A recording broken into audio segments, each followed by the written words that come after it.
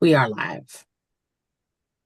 Good afternoon, everyone who is watching live or who will watch us later.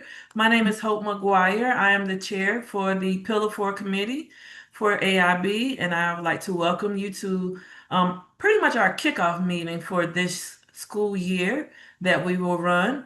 And then I will pass it along to my other committee members. I am, as I said, Hope McGuire, and I happen to be the supervisor of community schools for Montgomery County Public Schools. I'll pass it to Ellie. Good afternoon, everyone. I'm Ellie Mitchell. I am the director of the Maryland Out of School Time Network, also known as MOST, and we serve as the backbone for the Maryland Coalition for Community Schools. And I'll pass it to Joe. Hey everyone, I'm Joe Semenko. I am a member of the Accountability and Implementation Board, and during the day, I'm the Education Program Officer at the Able Foundation. And I'll send it over to Shalita. Hi, my name is Shalita Jones. I'm Shared Accountability Specialist for Montgomery County Public Schools, and I will pass it to Dr. Ed. Good afternoon, Ed Mitchell. I currently am doing consulting on student improvement in Maryland and also neighboring states. And my background is secondary education, was a teacher, principal, and then worked at Maryland State Department of Education. And I'm new to the committee, so looking forward to work with everybody and learning a lot. So thank you. It's nice to welcome you to our committee. We always have such a nice, robust conversation on behalf of all that are interested in Pillar 4. So next on our agenda is AIB and for updates and then to discuss committee leadership roles. Thank you, Chair Hope. Welcome, everyone. Good evening to our committee members, and hello to our visitors watching. We want to officially welcome our new member to this advisory committee. Dr. Ed is here joining Pillar 4, representing Carroll County, and we are delighted to have him join us, and we look forward to his valuable contributions. And so, with that being said, I want to expressly say thank you to our Pillar 4 member, Kara, for her commitment to the blueprint and her valued partnership. Okay, now turning to a few AIB updates. Since we last met, we have successfully hired for the positions of policy analyst in Pillar 1, covering early childhood education, and a policy analyst in Pillar 5, covering accountability and governance. And you will see our new staff members as they liaison with their respective pillar advisory committees. One thing that Pillar 4 is anxiously waiting and keeping an eye on is the Governor's Office for Children will be submitting a report on the neighborhood indicators of poverty to the General Assembly, AIB, and MSCE in October. And I'm sure we will all read through it once the report is available, and that will make for lively discussion in the advisory committee. Like Chair Hope mentioned, we asked our advisory members to have a conversation annually to discuss leadership roles, to allow the committee to engage in a conversation about rotating roles. There's no requirement to rotate, rather a conversation about among the members about the leadership opportunities. And if anyone is interested, they can email me, or if they have questions, they can email me and we can start the conversation. And then, Chair Hope, would you like to talk about the advisory committee calendar and the broad topics for the months? Yes. So in being transparent and making sure that we can get things out way in advance for Pillar 4, we have created topics for the different months. So today we'll have some focus around community schools. Last week was the Community School Coordinator Appreciation Week. And so we have some highlights that we can share, and then also Vice Chair Ellie can speak to it from the state level for most. And then we also in October are looking at the focus being improve education for students with disabilities. That will have a focus in on specialized service work group. It would have been a year since they came to us, and we're going to give us updates on their work from last year. It also is in integrating Pillar 2 and Pillar 3 for us to have the conversation about how we preparing for that workforce for specialized services, and then how we growing our own, getting our students engaged in going into specialized services around working with students with disabilities. In November and December, we will not hold meetings because of the various schedule interruptions, things that might happen during that time. And so we will come back in January, and the focus then would be looking at one, the Consortium on Coordinated Community Supports Implementation Plan. How has it been going? How has that impact been? We would like to have the Neighborhood Indicators of Poverty research findings shared at that meeting as well, along with community schools from MSDE coming to speak to us about the reporting tools each individual school submitted, and the 20 of 24 LEAs who are now working on a district plan that has to go to MSDE as a requirement from AIB. February, we already are looking ahead to bring back a multilingual learner work group to tell us about the best practices they've seen in teaching emerging multilingual learners, the assets and barriers of the blueprint supporting them in that work. And then we seek to invite 3 LEAs to come and talk, and we won't necessarily share the LEAs, we need to reach out to them, but we have gotten diversity in the sense of small, medium, large, rural areas, more urban areas, to make sure that we have a diverse voice to tell us how that is going. And then in that meeting, we also will look at further pieces for meetings where we will go back into discussing legislative updates in April. March, we will pretty much probably pause a meeting on that one, knowing that we'll do the legislative updates in April.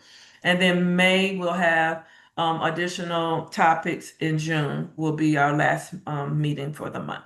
So that is pretty much our kind of overview calendar for Pillar 4 for the year. And those will be posted way more in advance now, because we've already had them planned out. Any questions about those or any other things that we might need to cover from the committee members?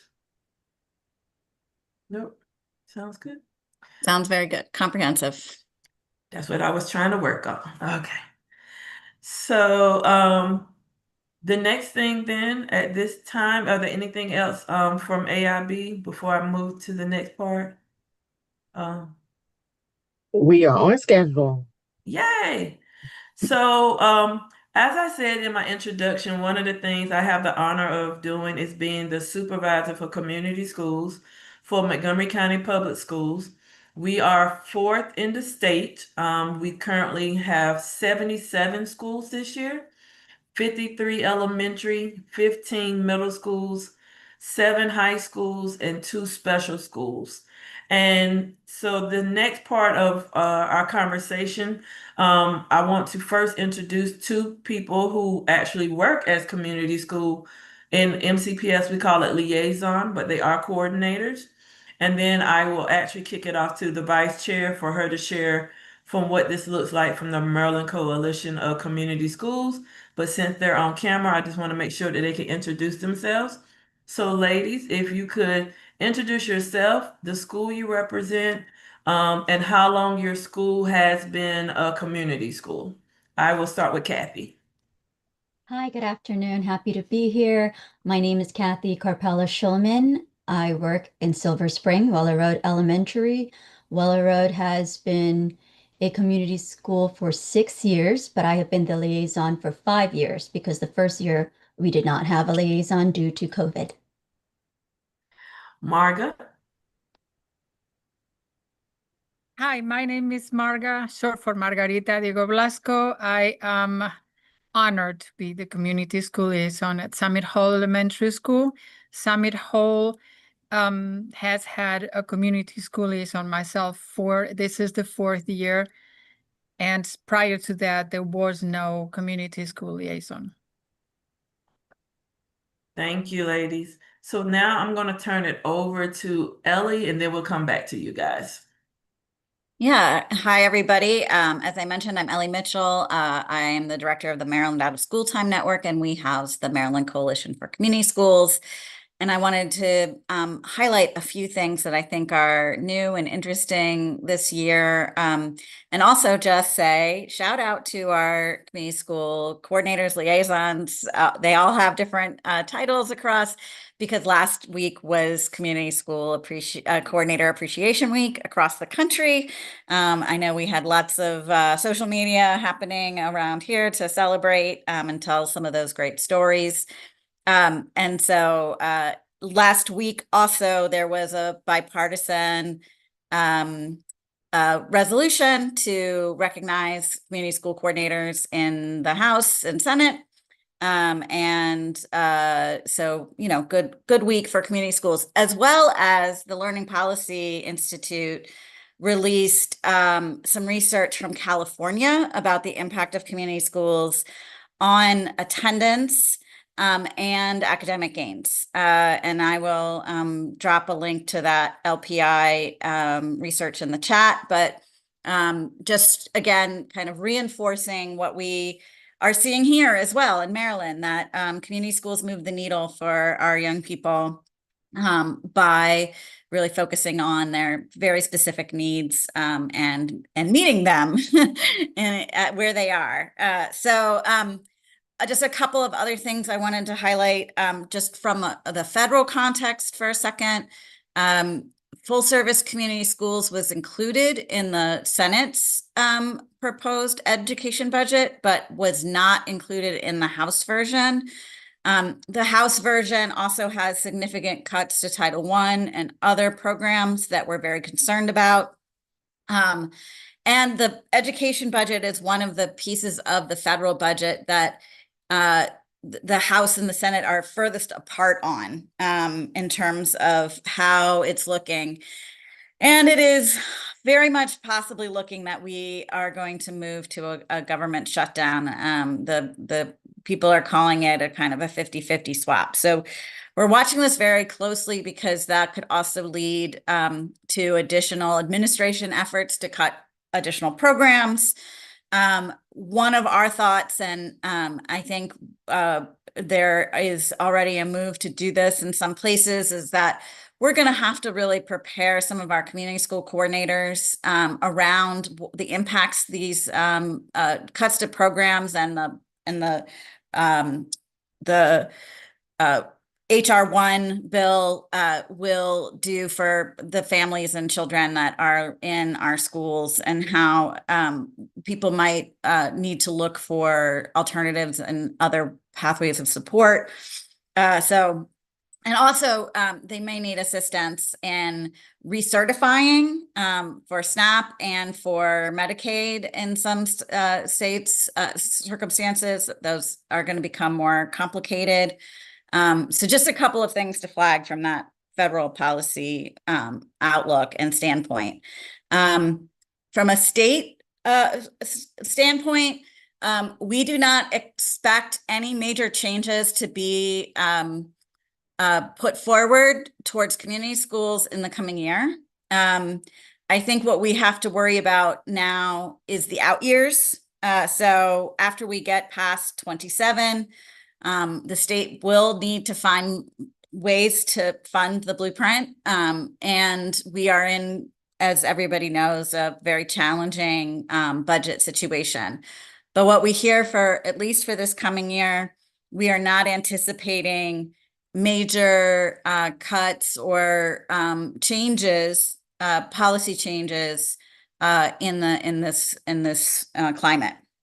One of the things we have been hearing that we are going to be addressing at our quarterly meeting, which will be in November, is the flexibility that has been given to now almost every district. There's a few that still don't have it, but the 50% of ability to coordinate dollars and the increased phase-in of CPG is, I guess the word is a little tantalizing, I think, to some of the school districts in terms of thinking through how CPG can support things that may have been cut or not funded in other ways. And so there is some concern that there's been some pressures on the community school coordinators at the district levels to include some things in budgeting that may not be exactly in line with the community school purpose. And so we know that there is spending guidance and that Derek and Jenny are working hard to make sure that all those dollars are aligned to the community school roles. But I think there's just a little push-pull that we're going to need to talk about. And I'm going to say a little bit more about that at the joint AIB MSDE meeting coming up next week. We've also heard that there seems to be some, some challenges around alignment with enough and making sure that the enough initiatives and community schools are really connected in the way that we would like them to be. And so those are two topics we're going to explore further, as I said, at our next MD4CS quarterly meeting. One of the positive things I would say is that we're part of a really robust partnership with MSDE and the Maryland Center for Community Schools at Towson and Communities in Schools and NEA and the National Center to provide significantly more training, professional development, and technical assistance this year in a very organized and coordinated fashion. And so we have a whole training guide for the whole year out and available. We are running peer-to-peer again with the Maryland Center for Community Schools. We're going to do a couple of OST specific communities of practices and trainings for community school coordinators, but there's something for everyone. There's something for principals, something for new coordinators, something for more advanced coordinators. And of course, there will be the statewide convening again in March at Towson. So I'm super excited about the fact that we've been able to organize and and broaden and deepen the kind of training and technical assistance that we're offering this year with this very, and I have to give Jenny and Derek a lot of props because they've been very open to this kind of collaboration with all the partners, and it's been quite well received, I think, across both the coordinators and the LEA director level folks. So I will stop there and be happy to answer any questions, and I'll drop that LPI study in the chat, as well as just remind everybody, that if you want to be on our newsletter for the coalition, just send me your email and I will add you on. Thanks, Ellie. I have one question because it always comes up and I want to make sure that we clarify it for those who will watch this. Can you kind of unpack a little bit the difference between a full service community school and then what we do here in the state of Maryland? I'd say that most of our community schools are full service community schools. By the definition that is in the federal guidelines. But technically the full service community schools program is a grant program that is managed at the federal level. Right now, I believe in Maryland, the only grantee we have is the University of Maryland School of Social Work. But potentially, if the program continues and is funded, there could be new grantees. Those grants are used for scaling, for making your program more robust, for evaluation efforts. So yeah, it's a federally managed grant program. But I would say that just given the way that we run community schools here in Maryland, most of our community schools would meet the definition of a full service community school. Thank you. I just wanted to make sure. I know there are times when we're going through budget seasons that when someone hears full service, they might think that they are talking about closing what we have actually that is a part of the blueprint. And I just wanted to make sure people know one is federal, one is state, and Maryland is doing a great job of making it aligned to the full service community school definition. Thank you. Lisa, can you bring up the site that I put in the chat? I just want to go over real quick. Yes, you want me just- to share? Yes, if you could just Okay. share the screen for that one.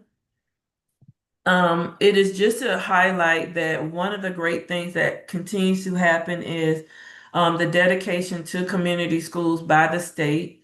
And we will be inviting Dr. Schiller back from Towson University, but this March they kicked off the Maryland Community School Center. And the great thing about this is we have seen other states around us have university assisted community school structures embedded within graduate programs for masters and doctoral students that really do some research for community schools. And so Towson is taking the lead on this support. And then with the Towson's Community School Center, it also has a certificate program that you can take courses in to get a better understanding of the roles and the impact of the community school strategy. So I just wanted to make sure as we're talking about the things that are coming up, that we know that this is something that is not only here at the Pillar 4 committee, but it is now going further across with our colleges and universities. I know the University of Maryland Social Work has something that they're looking into. Johns Hopkins is getting ready to dabble in some through their School of Education and Social Work as well. And so these are literally just off of the work of those that have been designated a community school and them listening to what are the needs for us across the state to build capacity of us, for those who work in it, to build the capacity of students and families who benefit from being connected to a community school. Thank you. Just want to make sure we had put that up there. And now at this time, I have two community school liaisons, also coordinators. And I just wanted to, throw a couple questions out, and then the committee feel free to ask them other things that you would like as well. So for Kathy and Marga, what would you say has been your moments of recognition that you really want to highlight about the work that you have been able to do in this role in your community schools? Go ahead, Kathy. When you say moment of recognition, like, Even if no one gave you an award, what is something that you definitely will recognize had a positive impact? oh, okay. One of the things that I started last year was my holiday toy shop. And with this holiday toy shop, it was the Wednesday before winter break. We had every single family. We invited them to come and shop for their child. for the holidays. They were able to pick out a toy for every kid who attends Weller Road. And for those who were on the list with our other partners, like Linkages to Learning, so those who are more in need, they were able to come a second time and get a second gift for each of their children who attends Weller Road. And I was able to get these toys by reaching out to our community partners, and they did holiday toy drives for us. So they had the ability to either drop off all the toys in bulk at one time. We went and picked up with another partner, or just having their employees send it through Amazon. So I think, seeing the children and seeing their parents, some of them did not bring their child because they wanted to be surprised, but the families, just the moms and the dads going and shopping. And we also had a gift wrap station. So they were able to have a staff member or a member of the community gift wrap the toy so that when they brought it home, their child didn't know what was in it. I think that was such a big highlight. And even though a lot of work went into it, I'm willing to do it again this year just because of the difference that it made for our families. And so I know you're talking about the toys. Can you also highlight what was on your resource tables during that time for the families that came? So some of the resources we had was I had different partners. I always like to highlight the fire department. They're always all about having an escape plan and also ensuring that there's a pathway if, God forbid, anything were to happen. So that resource, Capital Area Food Bank, we have a market with Capital Area Food Bank, but they also have alternate locations that our families can go to with, if they need more than what we give them through our family market. And then Manna, at the time, our partner, we had bags of non-perishables for our families to take home if they needed. Thank you. Marga, what would you say? Every day is like a celebration around here. And I think for me, coming on the first year to a very established community, the school was built in 1971, and we have parents who were students, grandparents who were parents and students before that here. So everybody seems to know the community very well. We have 3 and 4 generations of people who've been coming to Summit Hall. But it takes a minute to come, and I think it's because I'm a big woman, and when they see a big woman, they're like, who is this person? So it took me a minute, and when I say a minute, it took me months for them to realize that I'm just like a big heart with legs, and it is true. So for me, it was relationship building. And now what I see is that they come to me from behind and hug me, or they come and they give me a big hug and they even kiss me. One of the new people at the school the other day said, "Do you let the parents kiss you?" And I said, "Why not? It's okay. I don't force anybody to come and hug me," but it shows that they really do trust. They really do respect what we do. And they know that I'm here for them, regardless of anything. And especially with all this going on, that it's something that I really, really treasure. So when I see those signs of, I trust you, I know who you are, I know what you do, and I want to be with you. And the other one, it's happened recently, and I just sent the proposal for a presentation for community school field notes.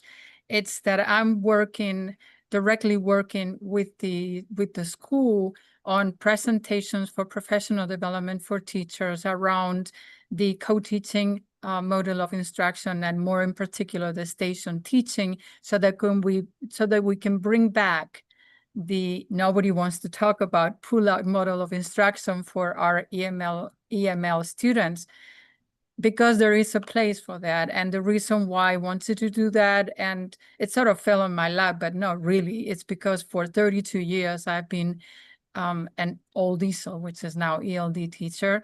And I think that helping my babies, I always call them my babies, and Kathy Carpella and I work together at Weller Road, so she knows what I'm talking about.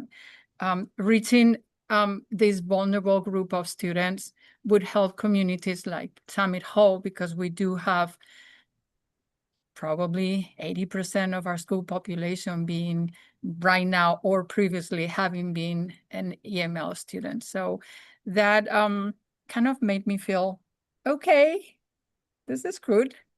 So I'm going to ask you a follow-up, because how many classes of English classes do you, or yeah, how many sessions do you have for your parents there?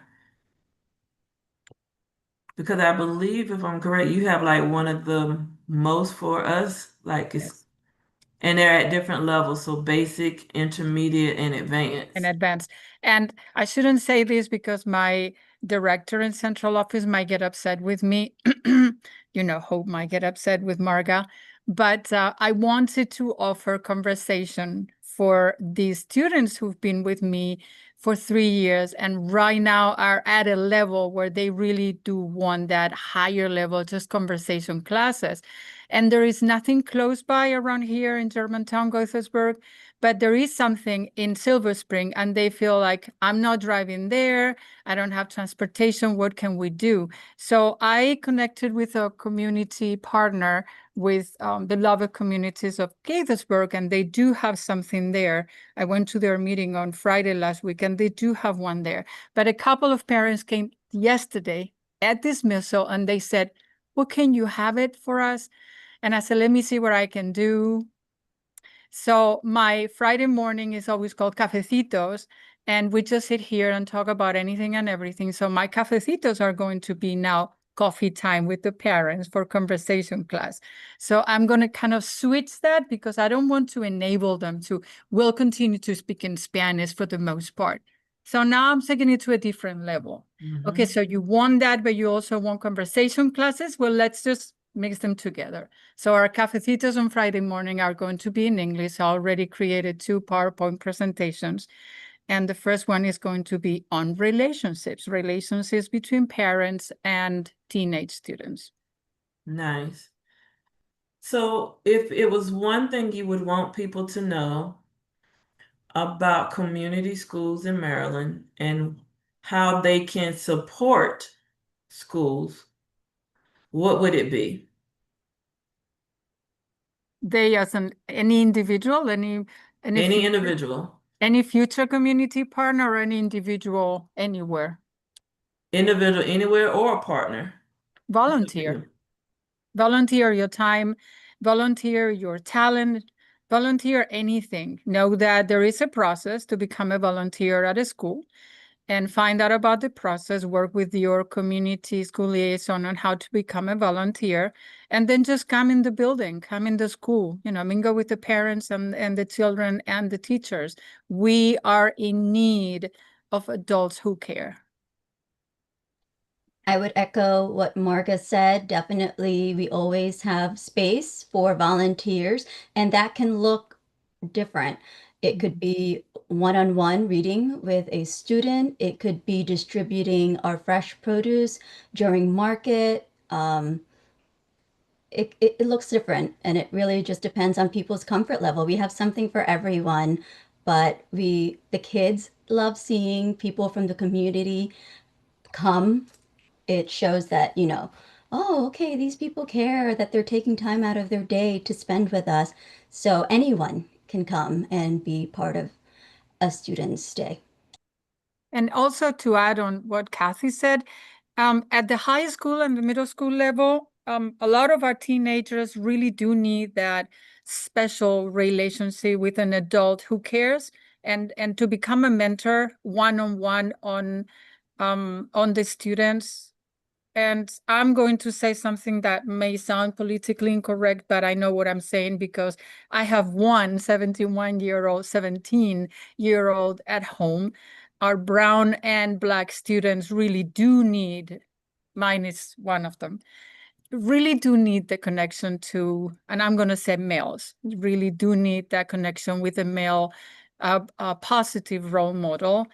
And then there is another population that I don't want to leave behind, and it is our elders.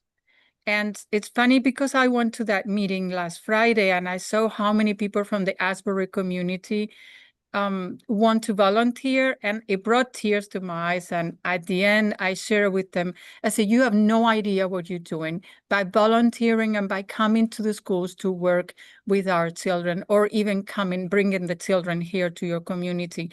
Most of my students, Hispanic students, who are dreamers, who've come here from having been born in their countries, their parents left them behind, and then eventually they come here when they're 3, 4, 5-year-old, and they leave behind the one person or the people who've been their parents, which is their grandparents.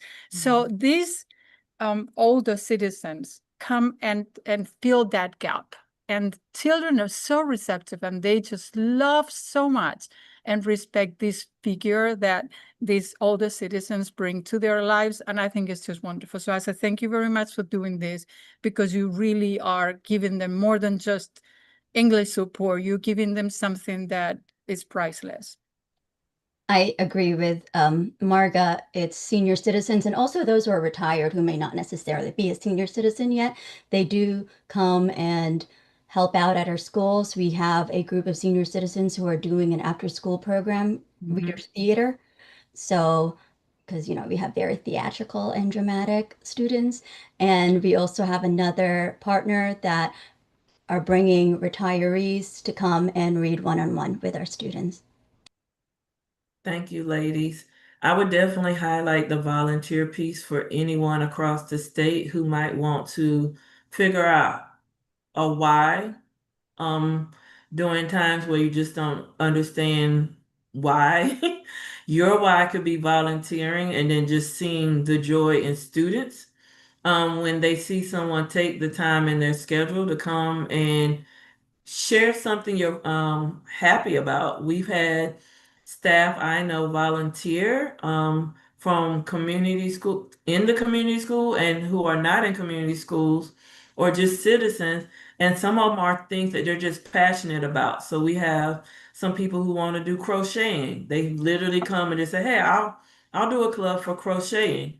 Doesn't cost anything, because they have tons of supplies, and they're actually just spending time speaking to students. Pokemon cards is another big one, because it goes into math and reading and the whole critical thinking of, do you have all the right points? And so if anyone is thinking of something that could be provided to community schools, is to learn how to be a volunteer in your school district, and then reach out to the community schools that are in your district and say, here are the things that I can support with. I also would tell people, never think that we are just looking for people who were the strongest reader when you were in school, who was the A student.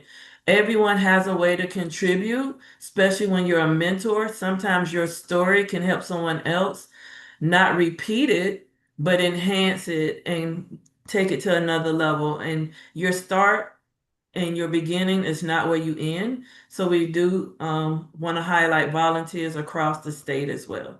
So thank you, ladies, for coming. I'm letting you go because it was your non-instructional day. Have a good one. And as we said earlier, last week was Community School Coordinator Week.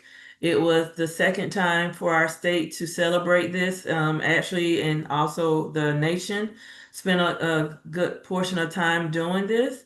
So for all of the community school coordinators across the state of Maryland who will watch this, we thank you for your efforts, being past, present, and those things that you will do in the future. And then our next thing on our agenda is just for me to highlight a great opportunity that has come forth from the state. And if many don't know, there is a community schools rental assistance program that has been funded by the state, which allows certain LEAs to have an opportunity to engage with awardee who apply for the grant, and then that will provide support to families in community schools who might need rental assistance, utility assistance, might need the starting funding to get a security deposit and other expenses that come with moving into a new place. And so we will have the actual state come and speak a little bit more to that to make sure that one, when that press release is out, you all know all the counties. You will know who those agencies are and who they're working with. But right now, it has been, very eye-opening to see that even in the tough times that we might have nationally, the state of Maryland is definitely investing in children and families.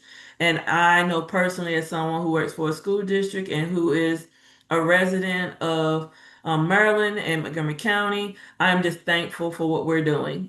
It's making a world of difference to calm a lot of people's anxiety to know that we are still investing in children, we're still investing in families, and we are investing in ourselves with building our pipelines and our partnerships across the state. Are there any questions from anything that you've heard today, committee members? Anything that you wanted to share about your interactions with community schools or anything that we might have missed? Just making sure I got good wait time.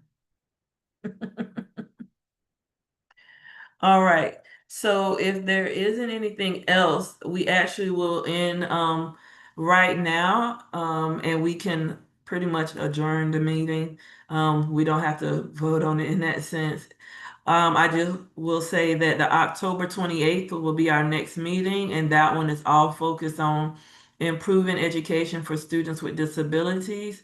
We'll look at their final recommendations and priorities from what they were working on last year.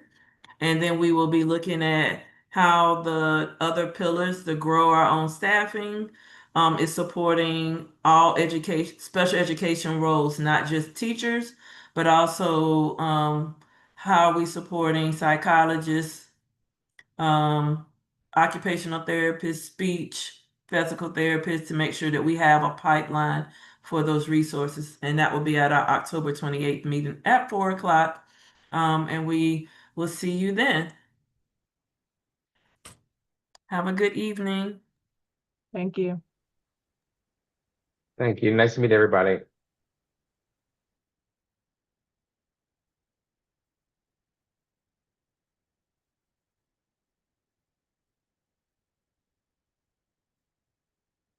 You're on mute. Oh, sorry about that. I just had to run to the restroom. Oh, no problem at all. I didn't know that we closed out. That was great. Thank you so much for getting those community school coordinators. No problem. Yeah. If I had remembered the holiday, I would have had the more diverse group that I wanted, but I can bring them back in January.